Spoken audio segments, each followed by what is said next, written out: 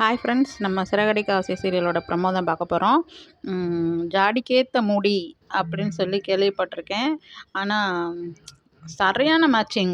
இந்த மாதிரி ஒரு பேரை எந்த ஒரு நாடகத்துலையுமே பார்க்க முடியாது. அடிச்சு பிடிச்சிக்கிட்டு மல்லு கட்டிக்கிட்டு எதுலையாவது ஒன்று ஒற்றுமையாக இருக்காங்க. ஆனால் திருட்டுத்தனத்தில் இவ்வளோ ஒரு ஒற்றுமையாக இருக்க ஒரு பேர் அப்படின்னு சொன்னால் நம்ம மனோஜ் ரோகிணியை தாங்க சொல்லலாம்.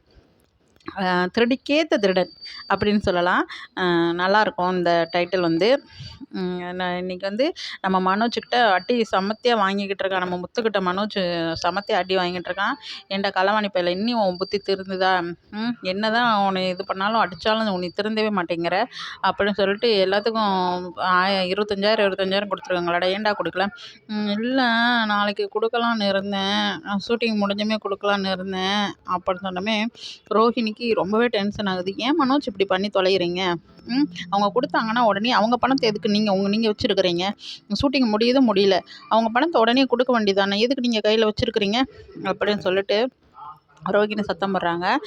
அப்பா, நம்ம ரோஹிணிக்கு வர நம்ம பவுடர் அம்மாவுக்கு கூட, நம்ம மேக்கப் அம்மாவுக்கு வர்ற ரோசம் கூட மனோஜுக்கு வர மாட்டேங்குதுப்பா.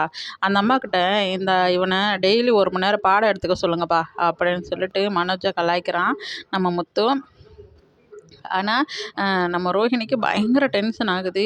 இவன் எது பண்ணாலும் மனோஜை திட்டிகிட்டே இருக்கிறாங்க. அங்கிள், உங்ககிட்ட சொல்லி வைங்க அங்கிள் அப்படின்னு. ஏம்மா, மனோஜ் செய்கிறது தப்பு தானம்மா? அவங்கவுங்களுக்கு கொடுத்த பணத்தை அவன் கொடுத்துருக்க வேண்டியதானே?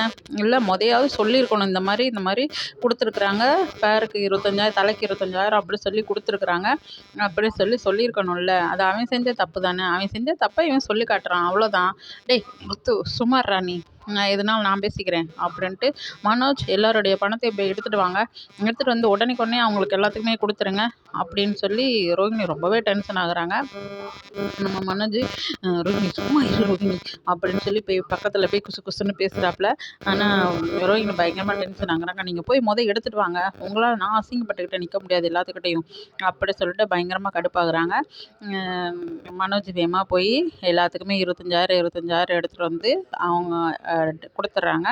அப்பா, இவங்கிட்டக்கு இருந்து ஒத்த பைசா வாங்குறதுக்குள்ள என்ன ஒரு போராட்டம் அப்படின்னு சொல்லிட்டு முத்து கலாய்ச்சிட்டே போகிறாரு. முத்து மீனா பேசிக்கிறாங்க. உடனே முத்து சொல்கிறாரு, மீனா இது வந்து நம்மளுக்கு வீடு கட்டுறதுக்கு நல்லா யூஸ் ஆகும்ல மீனா அப்படின்னு சொல்லிட்டு சொல்கிறாங்க.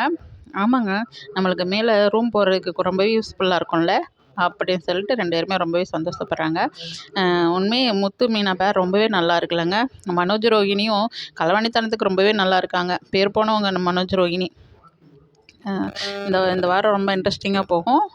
சிறகடிக்க ஆசை மிஸ் பண்ணிடாதீங்க. வணக்கம் ஃப்ரெண்ட்ஸ், பாய்.